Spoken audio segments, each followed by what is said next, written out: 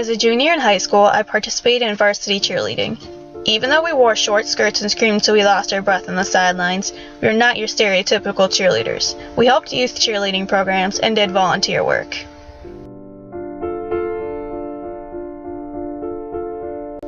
At the Medina Square, we were leading a walk with the Battered Women's Shelter of Medina to raise awareness about domestic violence. A large amount of people brought their dogs along their sides.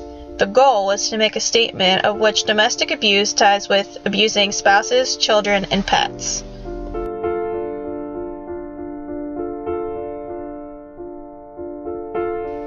Pet abuse has become remotely common. People will beat their pets to the point of distress. Owners may not want to take care of their pets and leave them on the streets.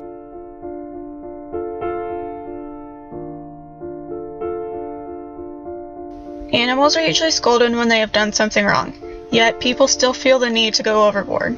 When they lose their temper, they tend to take it out on their weakest link, their pets. People make excuses for beating their pets. Well, animals cannot feel anything, or animals cannot have any emotional trauma anyways. People might not say exactly that, but they were thinking it. People do not think that exhausting animals hurts them in any way, shape, or form. Another excuse is that they think their pets need to learn how to behave. This kind of abuse is nothing like putting dogs in fight rings, but it still scars the animal. There are other ways to train a pet besides abusing. No matter how old of age or what type of animal it is, it can feel everything emotionally and physically that a person does to it. According to the ASPCA, every 10 seconds an animal is abused. Pets in an everyday household are not the only animals whom of which are victims of abuse. Soon after hearing the stories of the women, I went to the zoo with my family. I had not been to the zoo since I was younger. I remember it being extraordinary with all the exotic animals. Years later, I noticed the only thing I saw in the zoos were animals lying in a corner away from the window, or being uncomfortable in the improper climate. The animals were in emotional pain. I wonder how many people actually noticed. It may seem as if animals are rather content in their artificial habitats. However, animals are uncomfortable being put into limited captivity and being forced to adapt to new ways of living. In the wild, animals get to run, play, hunt, and be comfortable with their natural habitats. In captivity, they're only able to run in their designated area of confinement and play with other animals of the same species in that cage.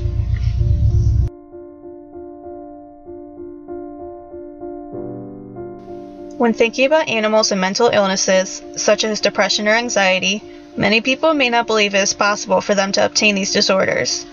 When placed under high levels of stress due to being confined in artificial habitats and having loud, obnoxious humans stare at them, animals are at an increased risk of developing these disorders.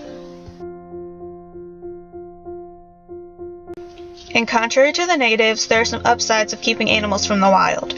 Zoos are mainly used for educational and researching purposes. Also, smaller animals that are at the bottom of the food chain are strongly benefited because they are kept from predators.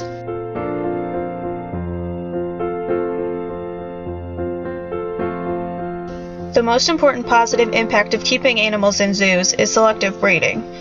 If a species is endangered, it might help the species grow by carefully breeding. It is easier to manage and safer for the animals, both parents and offspring.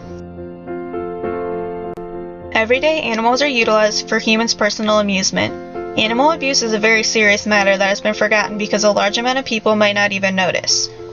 Even though zoos are not actually physically abusive, yet have their negative and positive aspects, domestic animals are the more obvious victims of abuse. Cats and dogs are nothing like lions and penguins, however they all should be treated with respect. All animals deserve to be where they belong and live their own lives without being told to just sit there and look pretty, or simply being told to lay down.